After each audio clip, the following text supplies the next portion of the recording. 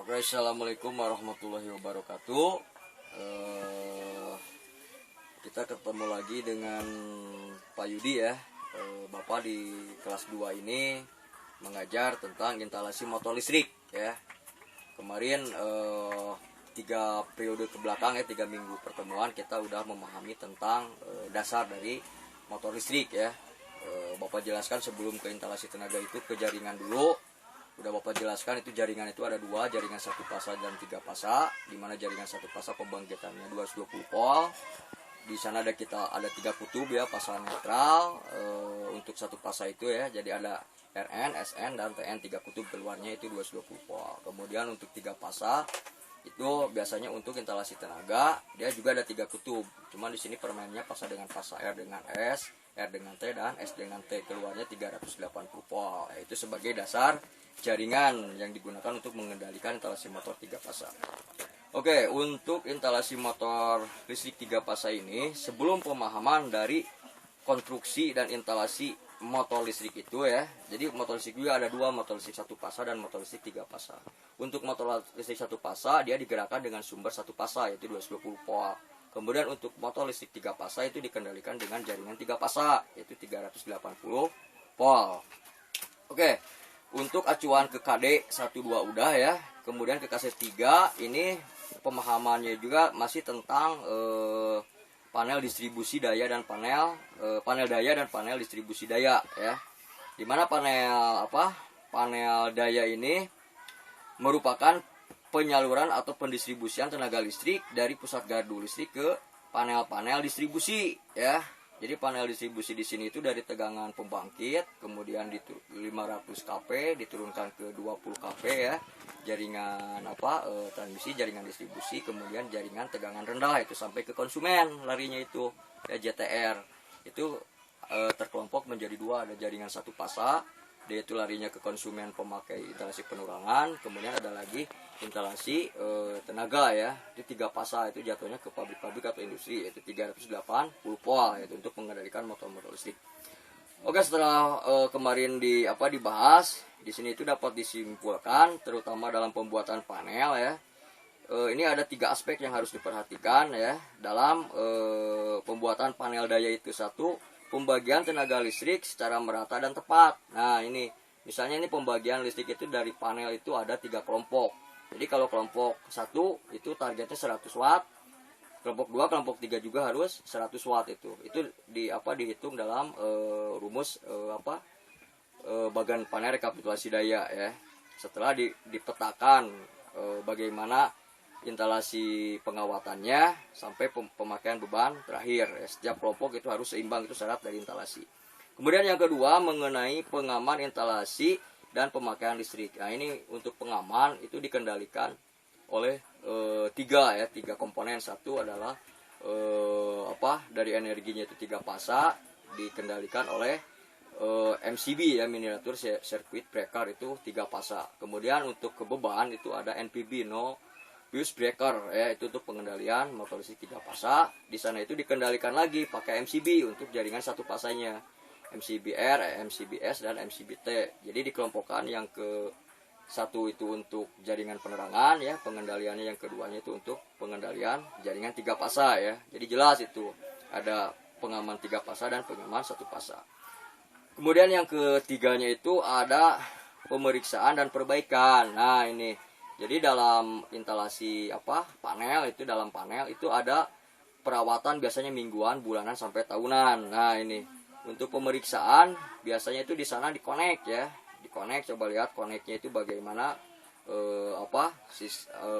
istilahnya pengaman dari MCB masing-masing di panel itu harus harus terkunci ya, jangan sampai longgar karena pemakaian beban banyak kemudian panas bisa langsung ke pengaman itu larinya. Pengaman tidak sesuai ya akhirnya bisa putus atau melemah itu. Kemudian itunya juga, di konstruksi panelnya juga harus rapi, disertai dengan lampu indikator. Biasanya ada lampu merah, kuning, hijau. Itu merah biasanya untuk R, kuning untuk S, dan hijau untuk T. Kalau untuk indikator motor listriknya, pengendalian kontrolnya itu Itu kalau R biasanya merah itu merah berarti mati ya, kuning berarti aba-aba, kemudian hijau berarti jalan itu motor. Itu ya. Kemudian dalam pembuatan panel juga ada 4 aspek ya. 1, mudah dilayani dan aman. Jadi nanti ada ukuran panel, jangan sampai panel terlalu atas atau terlalu bawah. Itu ada ukurannya, biasanya 1,75 meter ya dari permukaan tanah. Kemudian ditempatkan pada tempat yang mudah dijangkau atau dicapai ya. Jadi apabila ada trouble, itu tempatnya itu udah steril ya, udah pasti, udah jelas. Kemudian jangan sampai tempatnya itu di sembarangan gitu, sampai susah untuk mengendalikannya apabila terjadi trouble ya. Kemudian yang ketiganya itu harus ada di ruangan bebas, jangan sampai ruangan sempit, ruangan gimana, harus ruangan terbuka. Jadi apabila trouble itu langsung ya ke sasaran, jadi tidak terganggu sama bidang atau benda-benda lain. Kemudian yang keempat, ini panel itu tidak ditempatkan pada tempat yang lembab. Nah di sini kenapa? Tempat lembab itu biasanya itu rentan terhadap korosi. Jadi biasanya kedap airnya itu kena ke dalam bagian panel. Bagian panel berarti kan jalur instalasi kabel isinya tembaga. Nah, itu terjadi korosian terhadap tembaga ya. Kalau tembaga udah korosi, daya hantar listrik udah melemah. Nah, itu jadi ditempatkan pada tempat yang suhunya normal, jangan sampai suhu lembab. Itu ya yang keempatnya. Kemudian masih di dalam panel juga ini sebelum pengendalian ke motor listriknya. Di sini ada juga 6 ya, yang emang harus diperhatikan dalam instalasi dalam panel ini, bukan di luar panel. Ini kan sistem pengendaliannya di dalam panel tuh. Jadi pusat ketenaga listrikannya itu, sistem kontrol listrik itu adanya di panel ya. Di sini apabila ditinjau dari PUIL ya, PUIL itu sebagai undang-undang untuk ketenaga listrikan ya. Jadi sebagai kitabnya itu buku untuk teknik ketenaga listrikan. Ini ada 6 ya di dalam pembuatan instalasi panel berdasarkan peraturan umum instalasi listrik itu PUIL. 1, semua penghantar atau kabel harus disusun rapi. Jadi awas di panel itu kabel jangan sampai menyentuh ke dalam plat besi ya. Itu kan ada rel omeganya ya dari isolator. Kemudian jangan sampai ada plat yang bocor. Kemudian harus rapi dan masuk ke dalam rel, ulah acak-acakan jika sarang laba-laba. Yang keduanya, semua komponen harus dipasang rapi. Jadi komponen itu sesuai dengan susunannya, mulai dari tegangan masuk, mulai dari KWH ya. KWH-nya itu alat energinya ya, kilowatt hours, dia masuk ke dalam. Itu ada pengendalian pakai NPB, biasanya no fuse breaker, pengaman 3 fasa. Kemudian dikunci lagi sama urutannya itu MCB 3 fasa ya. Ini ya miniatur circuit breaker, itu pengendalian masing-masing fasa. Kemudian ada lagi bagian ke kiri dan ke kanannya, yaitu ke kirinya itu untuk jaringan 1 fasa penerangan, jaringan yang ke kanannya itu untuk 3 fasa, itu pengendalian motor. Di motor itu juga itu dikunci lagi, nanti ada 2 rangkaian lagi, ada rangkaian kontrol dan rangkaian tenaga. Itu biasanya yang digunakan apabila untuk mengendalikan motor itu dikunci sama magnetic kontaktor. Nanti kamu belajar apa itu MC, bagaimana fungsinya, apa karakternya. Fungsi dari MC itu adalah sebagai pengaman ya dari rangkaian pengendali. Dari MC juga apabila terjadi panas itu dipasang lagi TOR ya, thermal overload ya. Itu ada thermal overlay ya. Jadi itu supaya beban lebih itu tidak langsung nembak ke bagian pengaman. Jadi udah terkunci sama magnetic kontaktor. Kemudian TOR. Dari TOR itu ada juga sistem pengendaliannya itu secara otomatis. Itu bisa pengaturan secara waktu, itu namanya TDR, time delay ya. Jadi bisa di set waktu. Misalnya motor berjalan harus on off itu dalam waktu 0 sampai 60 menit itu bisa kekunci ya, sampai 1 jam, tergantung kita menyetel di kondisi sekon atau menit atau jam. Itu ada setelannya di TDR. Itu biasanya dipraktekkan untuk semester keempat itu ya, setelah pemahaman dari TOR dan magnetic kontaktor. Itu kita baru main di TDR ya. Itu salah satunya ya dari poin yang ke-1. Poin yang kedua itu berdasarkan standar PUIL itu untuk instalasi motor. Itu yang keduanya, semua komponen harus dipasang rapi. Jadi komponen harus rapi, itu mana warna sistem pengendali tenaga, mana sistem kendali kontrol ya, itu udah jelas aturannya itu. Kalau 3 pasa itu ada pasa R merah, pasa S kuning, kemudian pasa T adalah hitam, kemudian netral itu udah identik dengan identik dengan warna biru, itu netral. Kemudian apabila masuk satu lagi kabel grounding itu sebagai pengaman arus lebih ya, pembuangan ke tanah itu kuning strip hijau. Berarti itu ada 4 standar jenis kabel yang harus sesuai dengan panel ya. Itu ya, jadi harus dipasang rapi itu di dalam panel itu. Kalau tidak terpasang rapi ya tidak nyaman kelihatannya gitu. Jadi itu ada aturan mainnya itu di rel omega. Kemudian bagian keluarnya itu ada pakai spiral ya, atau sirit meri dinamakannya ya. Jadi panel itu udah terkontrol, input dan output itu udah jelas ya. Jadi ada kutub di bawah, biasanya kutub masukan inputnya, kemudian kutub yang di atas itu ada bagian keluarannya ya. Itu yang kedua. Kemudian yang ketiga, semua bagian bertegangan harus terlindungi. Ya, ini semua bagian yang bertegangan harus terlindungi. Maksudnya gimana? Jadi dalam sistem connect ya, kabel masuk itu semua jalur RST itu harus terkunci di dalam pengaman ya, tadi MCB dan NPB itu. Kemudian tidak boleh ada arus bocor atau bagian isolator yang terkelupas. Itu benar-benar harus terlindungi. Kemudian udah terpasang rapi di dalamnya. Kemudian bisa ditutup itunya si panelnya itu ya. Ada sistem pengunciannya. Ya, jadi harus semua bagian harus bertegangan, harus terlindungi ya. Jadi udah jelas supaya tegangnya itu harus masuk ya, input dan outputnya itu harus bisa dikendalikan gitu. Kemudian yang keempatnya itu, jika terjadi gangguan tidak akan meluas. Nah ini ya, itu di dalam panel itu ada poin yang keempat. Jadi apabila terjadi ya arus pendek atau korsleting, itu harus sudah dikelompok-kelompokkan.